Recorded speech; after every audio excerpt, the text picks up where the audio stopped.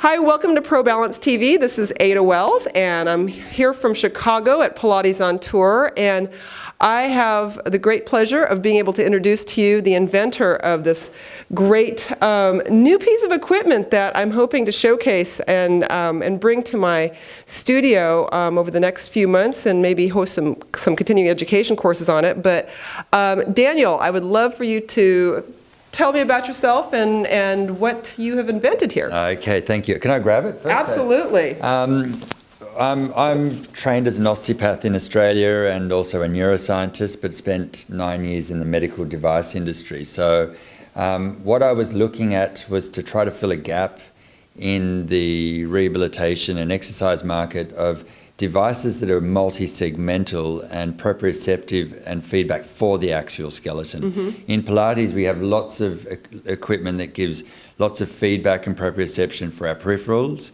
and like the Reformer and the Cadillac and the Trap, but this was really about trying to get as much information for our brain of where our axial skeleton is and as much feedback so it learns how to control that. Yeah, that was one of the things that I noticed. When I got on here, it really was instant feedback, and I think kind of putting it in the terms of language that a lot of our just our clients can and patients can understand is that sometimes we try to cue and we try to tell people, you know, this is where we want you to go, and it's really tough for that person to understand and to put that in their head. And by coming on here, it gives you that instant feedback. You know that if you lift one leg, you instantly know that you have a little imbalance there. There's no, you don't even need, they don't even need us anymore. You know, I mean, no, they do need us. They do need us. Yeah. But it does. It's a wonderful tool, and I think you're finding that it's really successful in your mat classes, Absolutely. right? Very much in mat classes, because mat classes, our numbers were going down quite significantly. So it adds a new challenge. It's much easier to run a mat class because the idea of it's self-cueing. Right. So then what we start to do is become facilitators, and what we talk about in our clinic and in our studios is that we then become facilitators of movement rather than putting lots of information of cueing, which is very left brain, bad term, but left brain and thinking too much about movement. And the best movement is in flow states and in the zone. Right. And that's what we try to bring into our classes and our therapy and our one-on-ones as well. Great, great. And I think you know, one of the areas that I work with a lot is golfers, and this is something that you've been working with the Australian golf. Well, the Australian Institute of Sport use my product, so they cover lots of different sports. From the Australian swimming team uses it.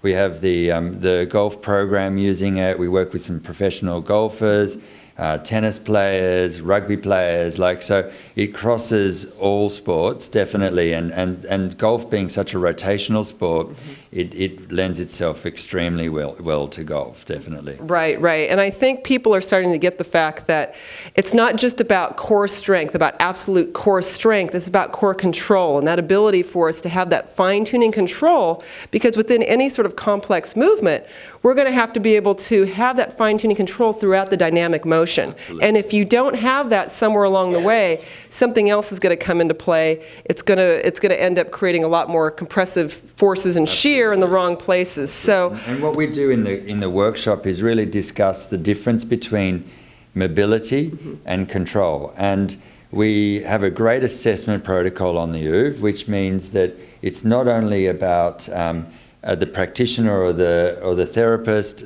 actually assessing someone, but also subjectively and objectively for someone, they actually feel their restrictions and they feel their instabilities.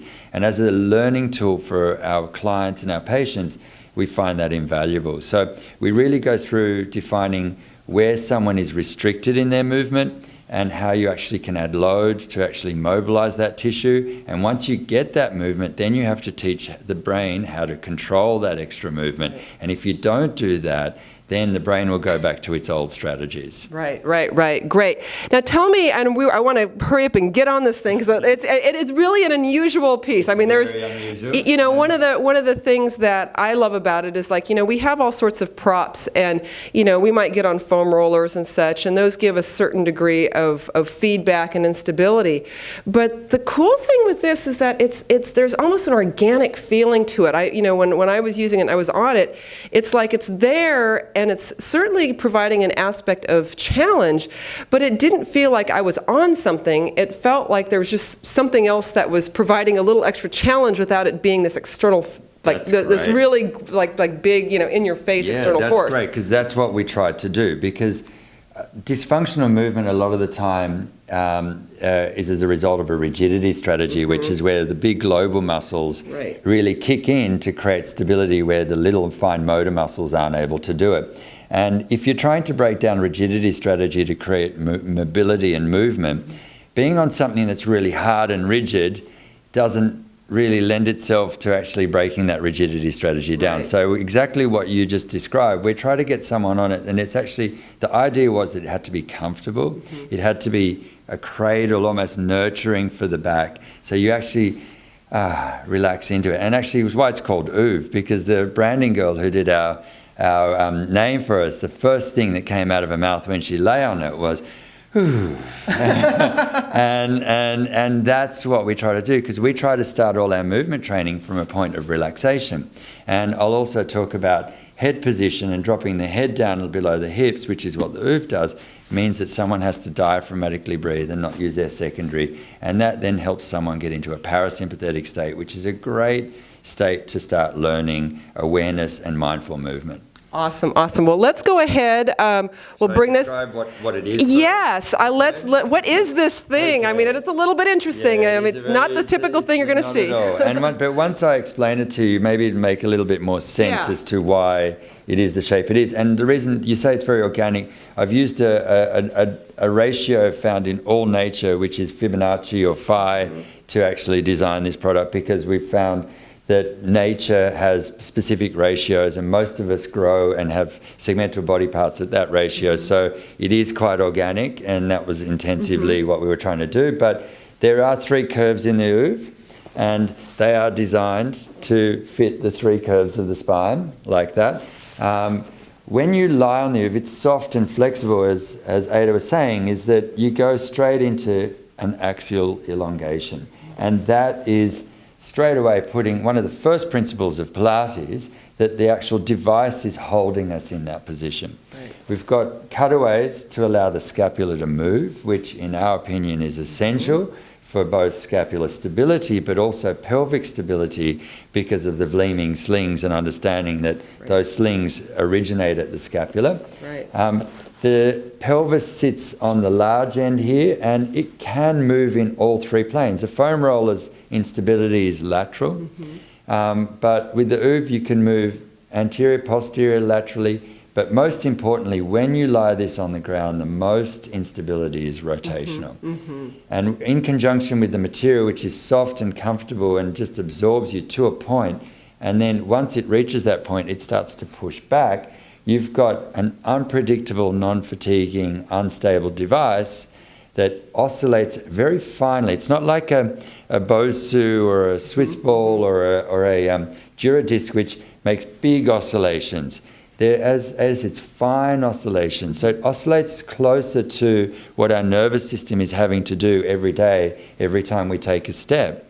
And, we're adding a little bit more information, and what Philip Beach talks about, colour, into the actual nervous system, and it's more engaging and interested, and it starts to try to look at strategies to actually balance ourselves on it. Right, and I love that it has that rotational aspect to it. And one of the things that I oftentimes tell my golfers and a lot of my rotational sports people is that, before you start working into some resistive rotational exercise, you've got to earn that right to rotate. And by working the rotators in a neutral position, that allows you to be able to make sure that, first of all, you're able to hold those curves in that position. You're working the rotators, and then you can challenge things to a more, a more dynamic level. And for me, always the hardest thing to teach someone is, most people are aware of where they are in the sagittal and coronal plane spatially, but that rotational plane is a really hard thing to teach. And as soon as you get on the OOV, because it is rotationally unstable, and you get to pick one leg up or another leg up, you pick up which is your dominant side very quickly and which is not. And then we go through a process of dissociation and segmental movement, where you can really get really nice segmental movement of the spine while having to control that lumbar pelvic region, which is ideally where we want to go in rotational sports, as you know. Absolutely, absolutely. All right. So what we're going to do here is we're going to go ahead and have a little demonstration, and you'll see me on the OOV, and I'm just going to have you do the rest. What we do generally to get someone on it, we've got different variation of protocols depending on whether someone is being rehabilitated versus a healthy population. So here we're dealing with a healthy population, so we can have their feet on the ground and no support necessary. So we're just going to get Ada to just jump your tailbone right up, just lifting up and sitting up on the end of the OOV. Perfect. And you're going to come back down really slowly.